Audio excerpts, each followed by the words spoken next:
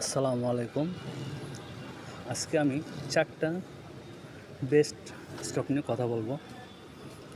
আজকে মার্কেটের অবস্থা, সাইডলাইন কী বলবো, দেশের পরিস্থিতি নিয়ে সেদিকে নাইবা গেলাম।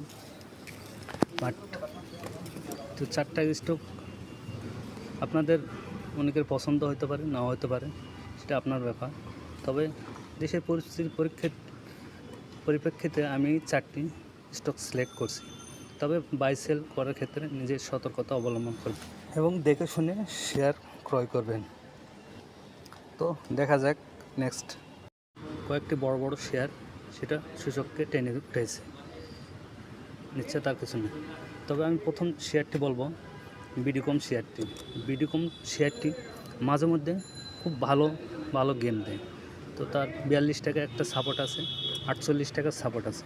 সেটা ভাঙতে পারলে সে আগের মতো আবার ৭০-৮০ টাকা গেম দেবে ইনশাল্লাহ। তবে শেয়ারটি নলেজে রাখতে পারেন, অনেক ভালো শেয়ার আমার মতে। আইটি সেক্টর, সেখানে ইনভেস্ট করার মতো শেয়ার। এখন পরবর্তী শেয়ারটি আমরা সিলেক্ট করব আইএফআইসি ব্যাংক। ব্যাংক সেক্টরে কেউ যদি কোনো ইনভেস্ট করতে চান বা ট্রেড করতে চান, তাহলে আইএফআইসি ব্যাংকের মতো ভালো ফান্ডামেন্টাল ব্যাংক আর দ্বিতীয়টি হয় না। এখানে সরকারের শেয়ার আছে, আর অনেক ভালো একটা ভালো মানের শেয়ার। শেয়ারটিও অনেক নিচে অবস্থান করতেছে আজ ৪-৫ বছর ধরে। সর্বনিম্ন সে ১৮-২০ টাকা ২১ টাকা পর্যন্ত এক সময় গিয়েছিল। এখন বর্তমান ৮ টাকা ৫০, ৮ টাকা ৯ টাকা ১০ টাকা ১০ টাকা ৩০ এর মধ্যে উঠানামা করতেছে। তো একটা শেয়ার ২ টাকা ২.৫ টাকা, ৮ টাকার শেয়ার 2 টাকা ২.৫ টাকা প্রফিট দেওয়া, ২৫-৩০% প্রফিট করা। তো সেই প্রফিটটা আপনারা টেক করতে পারেন এটা বাই সেল করার মাধ্যমে। আমার চয়েসের তৃতীয় শেয়ারটি হলো আইপিডিসি। আইপিডিসি ফাইন্যান্স সেক্টরে একবারে বলতে গেলে তলানিতে অবস্থান করতেছে পুরো সেক্টরটা। তার মধ্যে আইপিডিসি ফাইন্যান্স আমার বেস্ট চয়েস। শেয়ারটা আপনারা নজরে রাখতে পারেন। তো সেই শেয়ারটিও ৫-৬ বছরের মধ্যে সর্বনিম্ন জায়গায় অবস্থান করতেছে। তো একটা শেয়ার ২ বছর ৩ বছর কারেকশান হতে পারে, ৪ বছর ৫ বছর সেই জায়গায় সেটা অবস্থান করতেছে। এখান থেকে যে কোনো সময় সেটা আপ ট্রেন্ডে যাবে ইনশাল্লাহ। আপনারা সেই শেয়ারটি ৮০ টাকা থেকে এখন ২০ টাকা ২২ টাকা অবস্থান করতেছে। তো এই ধরনের শেয়ার কিনবেন না, কিনবেন কোনটা? তো ইনশাল্লাহ শেয়ারটি নজর রাখতে পারেন।